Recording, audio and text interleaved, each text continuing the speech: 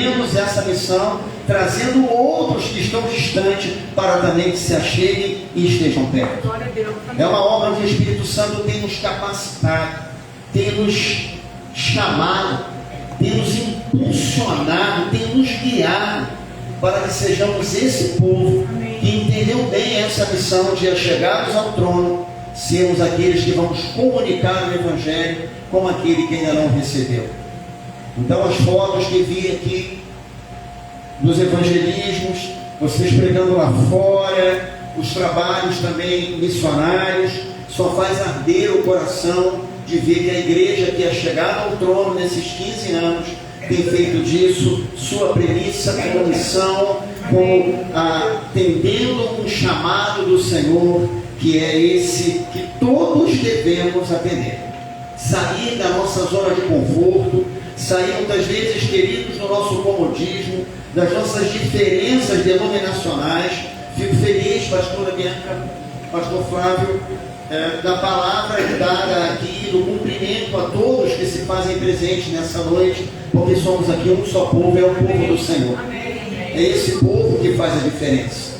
E quando temos essa visão do povo e não ficamos presos à nossa visão denominacional, isso nos faz entender o resultado, a aplicação da oração do Senhor em João 17, para que fossemos um e aperfeiçoados em unidade, quebrando todo tipo de barreira denominacional e encontrando aquilo que nos conecta, muito mais importante do que poucos divergentes de alguma doutrina ou de alguma visão, mas encontrar aquilo que é de mais precioso, que une. E quando unidos e agora chegados ao trono, nós cumpriremos com poder uma obra santa que Deus nos confiou. Então, falar sobre o trono, cheguei rapidamente, fiz uma pesquisa e eu encontrei o trono representado mais de 126 vezes lá no primeiro pacto, no Antigo Testamento, 51 no Novo, e em todo momento sendo aquele local que nos remete a uma autoridade, a um poder.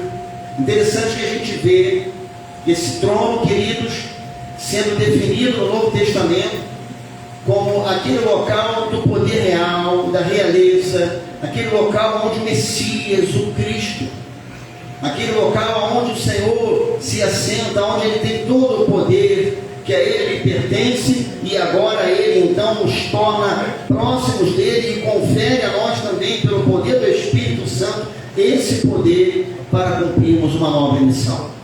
O Espírito Santo pede a todos que se acheguem com confiança ao trono de Deus para receber misericórdia e graça por meio de Jesus Cristo.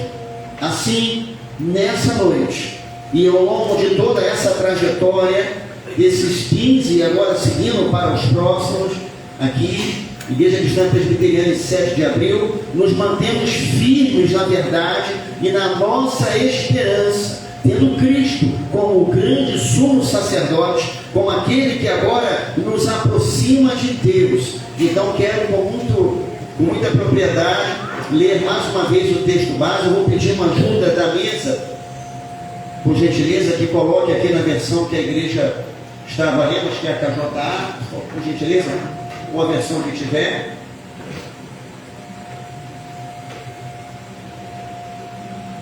E assim que tiver o texto, eu gostaria que todos lêssemos esse texto juntos. Vamos lá, no 3, 1, 2, 3. Portanto, acheguemos com toda a confiança ao trono da graça, para que recebamos misericórdia e encontremos o poder que nos socorre no momento de necessidade. Pode deixar o texto, por gentileza? Gostaria de começar essa mensagem falando sobre a misericórdia. Interessante que nós vamos ver a misericórdia refletida não somente neste perdão que recebemos, naquilo que o Senhor comunica conosco, nos aproximando também dele, mas olhando também a misericórdia como um local de um nobre exercício de nossa parte, achegados ao trono e como igreja nesse tempo, comunicando a outros recebemos.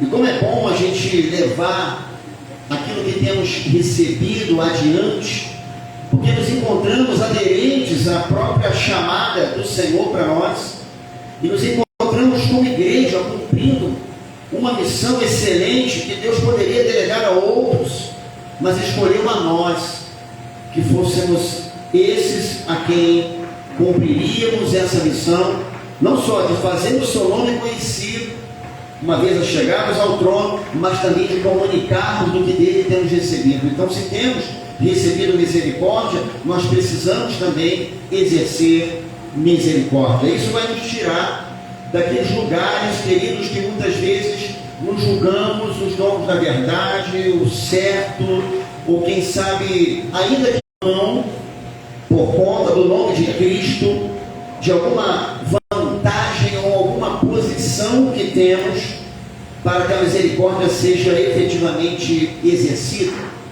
Será que se olhássemos ali para a parábola do bom samaritano, e vendo Jesus falando com homens religiosos e com pessoas muito ocupadas em nome da fé, numa correria frenética que remete ao século que vivemos, onde um povo apressado, às vezes você pergunta para onde vai, não sabe, uma correria sem precedentes, ao mesmo tempo uma falta de marcos, de valores, de absolutos, e cada um busca aquilo que lhe é mais favorável. Será que poderíamos então, na contramão de tudo isto, assim como houve lá na parábola do Senhor, exercitarmos misericórdia? Interessante que, achegados ao trono para receber e dar misericórdia, merecíamos o juízo de Deus e Ele não o aplicou a nós. Isso é misericórdia. Ele nos oferece salvação poderosa em Cristo, como há pouco nos falou a pastora Bianca. Mas quando nos chegamos ao trono e recebemos misericórdia, não porque tenhamos falhado alguma coisa, mas porque não falhamos nas tentações, porque encontramos em Deus um poder e um cuidado sobre as nossas vidas, e isso irá nos levar ao lugar também de exercitarmos misericórdia sobre outros, como o Senhor nos tem ensinado por meio da parábola do bom samaritano, amando ao nosso próximo como a nós mesmos. Interessante que, ao chegarmos ao trono, nos conecta com aquilo que o Senhor é e tem nos chamado a ser. Olhando para o Sermão do Monte, e diante daquele cenário onde o Senhor fala: assim é a lei, eu porém vos digo. E ao longo de toda a prédica do sermão, encontramos ali pelo final do capítulo 5, o Senhor nos convidando a amar os nossos inimigos, a falar bem de quem fala mal de nós. E ele termina ali este contexto dizendo: para que sejamos perfeitos como é perfeito o vosso Pai que está nos céus. Então, chegarmos ao trono para receber e também para dar misericórdia, nos leva a um lugar onde Deus então espera e nos dá o poder do Santo Espírito para que sejamos esses homens e mulheres, jovens, adolescentes e crianças, que temos então entendido essa missão excelente do Senhor e temos então vivido de forma digna diante dele e alcançando graça e favor dele, para que o nome dele, por intermédio das nossas vidas, quando entendemos a misericórdia, não só como algo que eu recebo, mas como algo que eu também conecto, que eu levo a outros, como algo poderoso de alguém que é chegado ao trono. E como isso faz diferença numa sociedade totalmente voltada para valores que se distanciam da palavra do Senhor, onde as pessoas buscam somente aquilo que é seu, e às vezes nos encontramos também com alguns momentos de oferir vantagem que alguns pensam. E o que dizer do apóstolo Paulo, quando também em Filipenses ele diz: todos buscam aquilo que é seu e não o que é de Cristo, e não somente um local, queridos, de um nome, de um reconhecimento, mas às vezes um local que é faltoso de uma misericórdia. É faltoso, queridos, de exercitarmos sobre o outro algo que muitas vezes ele não mereça aos nossos olhos, mas nós também estávamos na mesma condição e recebemos, e por isso fazemos.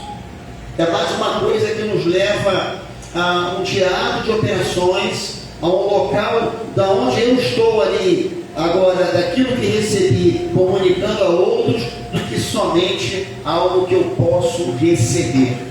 É mais do que receber uma bênção, mas ainda que recebendo a mesma, eu conectando e levando essa bênção também a outros. Isso tem sido muito bem. Fico muito feliz, viu, pastora Bento, de ver aqui essa noite, por meio das apresentações, dos vídeos, do histórico da igreja, de ver como esta igreja tem também feito essa conexão com a misericórdia que tem recebido, levando a outros. Uma outra coisa interessante que me chama a atenção ao olhar para o tema, chegados ao trono em si, chegados ao trono para recebermos e para darmos misericórdia, é também olharmos agora e falarmos sobre a graça, porque é o trono da graça. Falarmos sobre graça, queridos, é falarmos sobre a missão propriamente dita que recebemos agora nessa graça, que muito mais do que um favor imerecido é a capacidade que Deus nos dá de cumprirmos essa missão que Ele nos deu agora, chegarmos ao trono. É o poder diário que recebemos dele, é a conexão perfeita que temos em Deus, amados, para podermos então corresponder ao chamado dele como um povo que é chegado ao trono. Graça, e a gente encontra ela mais de 140 vezes no Novo Testamento.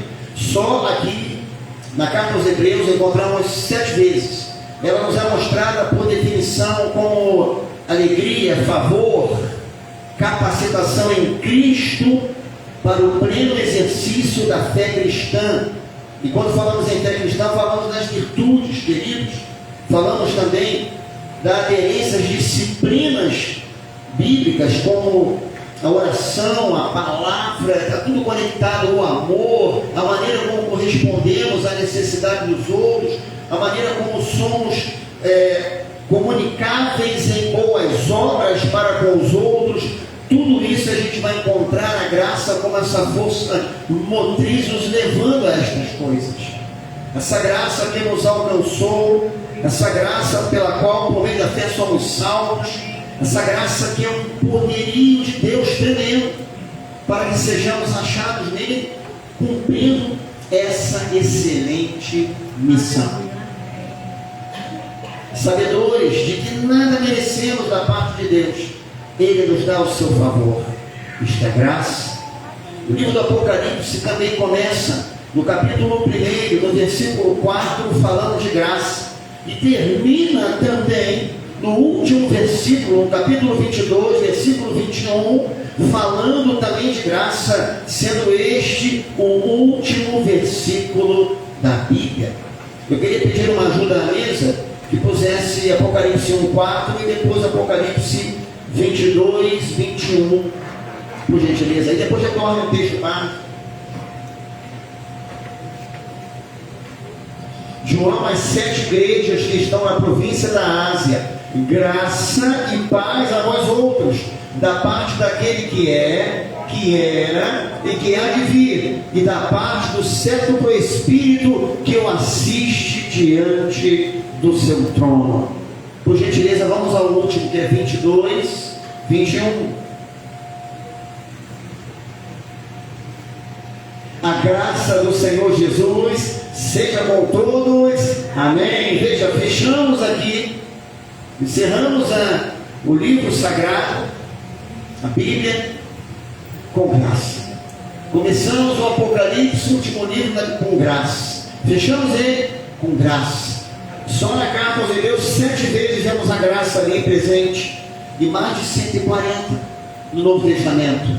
Vemos, queridos, nessa noite assim, que a graça tanto nos leva a ser recipiendários de bênçãos, quanto também nos torna responsáveis em viver e aplicar e comunicar esta graça, sendo canais de bênçãos na vida de outros. E cumprindo um propósito santo de Deus nesta geração. É uma graça, queridos, que vai nos levar além de nós mesmos, porque nós podemos ver a graça de Deus em vários cenários aqui do Novo Testamento. Eu destaquei 3 para mostrar a aplicação da graça em vários momentos. Eu quero mostrar também a graça capacitadora para o exercício do ministério. Vou pedir uma ajuda à mesa. Primeira carta aos Coríntios 15, versículo 10.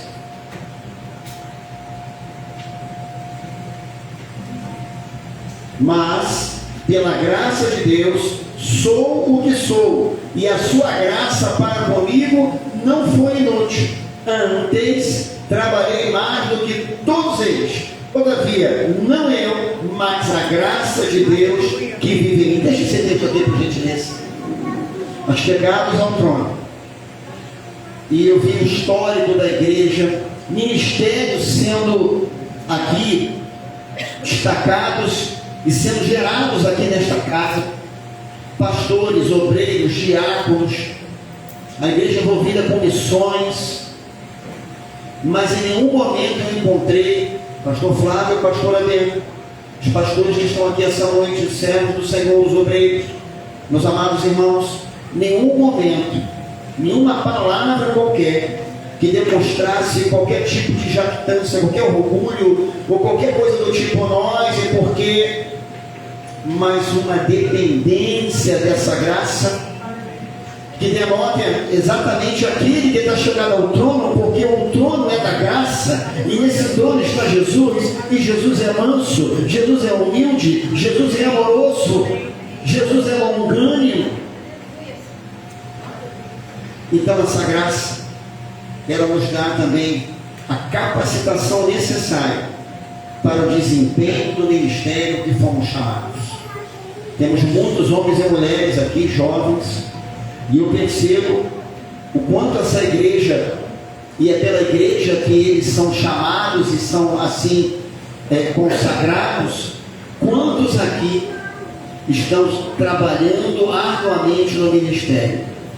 Se lá atrás, crianças, o que vai acontecer? Só tem crianças. A graça de Deus foi tamanha, capacitadora e poderosa, que os fez continuar acreditando na missão e não os fez desistir. E por isso, estamos aqui hoje, celebrando 15 anos desta casa.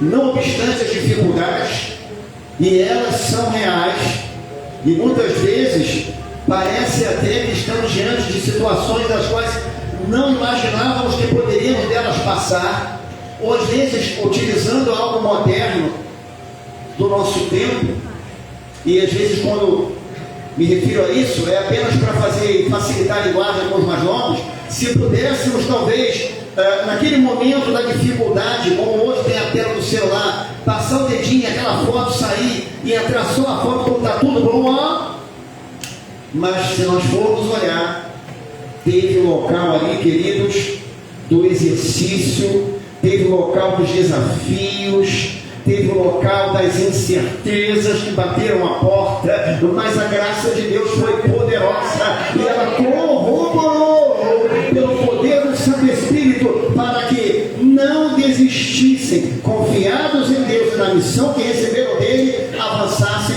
para que hoje chegássemos a esse momento. E como estou feliz de compartilhar essa alegria, nem imaginava.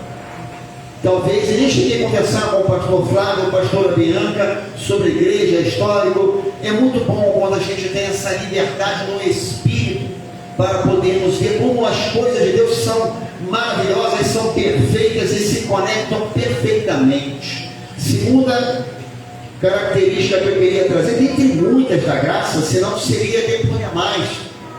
Passaríamos a noite falando dela. Então, se podemos ver a graça de Deus dentro de um cenário que, achegados ao trono para acharmos graça, no sentido de recebermos ela e de comunicarmos a mesma, nós podemos ver a graça de Deus também para fortalecimento fortalecimento. Quero pedir uma ajuda na mesa, 2 textos também do apóstolo Paulo. O primeiro deles é 2ª carta a Timóteo, capítulo 2, versículo 1, por gentileza.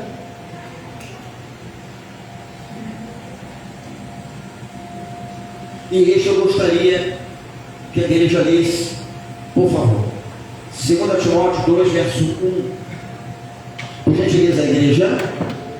A Timóteo, filho muito É esse aí.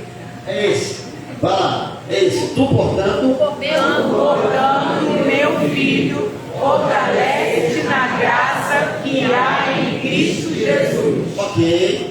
Então, diante de um cenário com muitos desafios que certamente Timóteo encontraria, e o apóstolo Paulo encontrou em Timóteo mais virtudes do que qualquer outra coisa, embora a gente possa encontrar autores que não mostrem muito as dificuldades que Timóteo tinha, talvez com saúde ou sua introspecção, encontramos alguns com uma visão diferente. Mas no cenário geral nós encontramos o apóstolo dando várias recomendações e animando o seu filho na fé para que prossiga na nova missão de apacentar a igreja. Só que nesse momento ele está dizendo a Timóteo para que ele seja fortalecido na graça. Então estamos vendo que, a despeito das limitações que ele tinha, o apóstolo comunica com ele que a graça seria tamanha fortalecedora na vida dele, que o levaria a cumprir todo o chamado de Deus na vida dele. E isso nos faz pensar uma coisa aqui: a não desistirmos do chamado. Pode ser que nessa noite haja alguém aqui que, devido às dificuldades, às agruras da vida, decepções, seja bem-vindo à escola de Deus. Passaremos por muitas vezes, mas Deus então tem nos chamado e tem nos fortalecido com graça, queridos, para que, a despeito de todas essas coisas que combatem de fora para dentro e as que muitas vezes são suscitadas dentro da nossa alma, nos muitos momentos de incompreensão, de falta de um direcionamento, ou mesmo até de uma dúvida, uma incerteza que bate a porta de um coração, Ele está nos fortalecendo com graça, como que dizendo: não parem, não desistam, porque há uma obra em andamento e Deus conta conosco nesta obra. O segundo texto, que também trata do mesmo assunto, é 2ª carta a Coríntios 10, versículo 9. Perdão, é 12, versículo 9. 2ª carta a Coríntios 12, 9. Entretanto, ele me declarou: a minha graça te é suficiente, pois o meu poder se aperfeiçoa na fraqueza. Sendo assim, de boa vontade me gloriarei nas minhas fraquezas, a fim de que o poder de Cristo repouse sobre mim. Vemos novamente uma graça fortalecedora, uma graça que leva, a despeito das fraquezas, das dificuldades, que o apóstolo defende sua autoridade apostólica, as muitas contradições que o contexto vai mostrar com relação a ele, de fora para dentro. Mas vejamos aqui um homem que reconhece não só o que confia a Timóteo uma palavra como essa, mas também o mesmo é recipiendário da mesma palavra e fortalecido pela mesma graça para continuar firme o seu ministério. Que possamos ver essa graça também no sentido de uma graça de fortalecimento, uma graça de encorajamento, uma graça que nos impulsiona presente ao longo da jornada desta amada igreja, e principalmente na vida destes que, da parte do Senhor, tem conduzido este ministério, apacentando esse povo debaixo desta graça.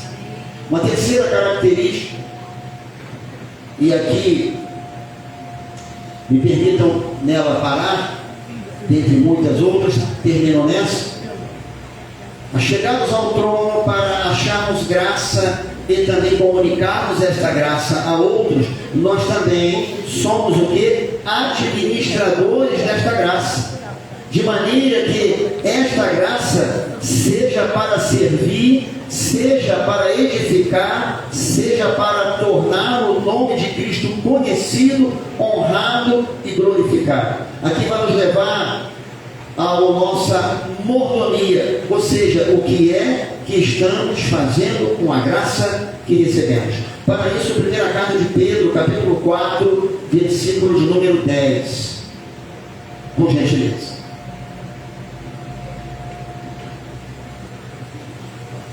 Servir uns aos outros de acordo com o dom que cada um recebeu, como bons administradores da multiforme graça de Deus. Aqui, olhamos a graça e ao mesmo tempo percebemos quão desafiador é para nós sermos mordomos, administrados no sentido de correspondermos ao chamado de Deus com aquilo que dele recebemos, fazendo bom uso, tirando muitas vezes as nossas zonas de conforto, levando-nos, queridos, muitas vezes além de nós mesmos, administrando essa graça no sentido de torná-la prática, de torná-la comunicável, não apenas como algo que eu recebi, mas como algo que eu recebi para cumprir um propósito. E se eu tenho agora essa proximidade do trono da graça, se eu encontrei misericórdia, se eu achei graça, é porque Deus então quer usar a minha vida e quer usar a igreja que Ele me plantou para que sejam instrumentos dele, para que não só os que já se achegaram, mas que outros também possam se achegar ao trono. Então estamos aqui cumprindo e bem aderentes a uma visão do Senhor para proclamarmos o reino, tornarmos o nome dele conhecido, mas ao mesmo tempo, queridos, essa misericórdia, essa graça também nos alcança e também nos ajuda em momentos de fraquezas, em momentos de dificuldade, em momentos de incerteza e qualquer outra coisa que possamos nessa noite, quem sabe ele encara aqui, mas precisamos administrar e com sabedoria que o Espírito Santo nos confere aquilo que de Deus temos recebido. Estamos num momento onde nunca houve tanta facilidade de se conhecer sobre Deus, sobre as Escrituras. Encontramos vários livros em PDF na internet, o YouTube está cheio de gente pregando. Temos homens e mulheres de Deus renomados nessa geração. E vemos pessoas com tanto conhecimento, mas muitas vezes, queridos, falo isto com tristeza muitas vezes, e que Deus nos ajude e que sua graça seja abundante sobre as nossas vidas, para que não sejamos achados desta maneira do que eu vou falar, porque não há nenhum bem em nós mesmos que não tenhamos recebido dele, nem estamos falando isto como numa posição de que somos os tais e de que com a gente não acontece. É claro que não, mas tanta gente com tanto conhecimento e que tem desperdiçado esse conhecimento, não talvez em discussões teológicas ou apresentando que sabe, mas desperdiçando por não aplicar como o Senhor chamou que tudo isso seja aplicado, exercendo a misericórdia, amando quem não merece ser amado, perdoando, sendo canal de bênção, de graça de Deus na vida de outros. E às vezes os argumentos batem a porta de muitos corações. Ah, fui incompreendido, fiz assim, fiz de outro jeito, ninguém me chamou, ninguém se importa comigo. Eu entendo que entre aquilo que Deus chama, aquilo que Deus promete, até aquilo que de fato se cumpre, o Senhor vai utilizar o fator maravilhoso uma forma de aferir, uma forma de provar a nossa fé, uma forma de ver se nós realmente cremos, confiamos e andamos por fé, que é chamado tempo. E ser mordomo e administrar a graça é também entender o tempo de Deus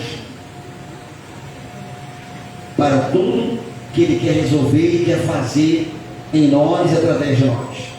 É não sermos nem demasiadamente apressados, nem ao mesmo tempo sermos procrastinadores, empurrarmos com a barriga, achamos que não há tempo, outro dia vai, o outro vai, o tempo passa. Quem sabe aqui nessa noite Deus não está falando com pessoas com relação a se apresentarem para algo que o Senhor já tem falado com você e já é um tempo que Ele tem te chamado. E de repente você está olhando para tanto problema, para tanta dificuldade. Eu quero te dizer uma coisa essa noite: eles não vão chegar no nível que talvez imaginemos, agora eu posso ir. Não. Deus está nos desafiando e está nos levando para um nível de fé, onde essa graça, queridos, vai nos capacitar para, da parte do Senhor, fazermos verdadeiras proezas neste tempo. Uma igreja dinâmica, um povo forte, um povo unido, um povo que sabe quem é, de onde recebeu, como deve usar aquilo que recebe e para onde vai. Mas acima de tudo, nessa noite, queridos, que nenhum fator, qualquer que seja terreno, venha ser limitador desta obra maravilhosa por meio desta graça que nos é revelada em Cristo. Esta graça que agora entendemos que devemos administrar e sermos dela mordomos e administrarmos de uma forma que possamos agradar a Deus. Não sejam estas coisas aquilo que vai embaçar a nossa visão, aquilo que vai nos levar para um lugar onde Deus não nos chamou para ir, aquilo que vai nos tirar do caminho e levar para um atalho, aquilo que vai nos fazer talvez procrastinar e deixar para outro dia. Mas se esse é o momento de Deus e Deus está falando com você, tenha certeza que é hora de você avançar. Amém. É a hora de nós conectarmos isto com a palavra que da parte do Senhor temos recebido. Voltem ao mar e lancem a rede em águas profundas. Amém. Deus tem muito mais a realizar, assim como já realizou até aqui. Amém. Na Igreja Cristã Presbiteriana em 7 de abril. E por essa igreja a chegar ao trono, recebendo e dando misericórdia, achando graça e comunicando graça. Essa igreja tem entendido um propósito de Deus para ela, não somente aqui nesta região, mas alargando as suas fronteiras para onde mais o Senhor a enviar. E gostaria de, já caminhando para o término dessa mensagem, encontrei um escritor que é o Hamilton Smith. Eu achei muito interessante a colocação que ele fez com relação a esse texto. Por isso faço menção das palavras desse homem de Deus, que diz o seguinte: em vista destas fraquezas e tentações, temos um recurso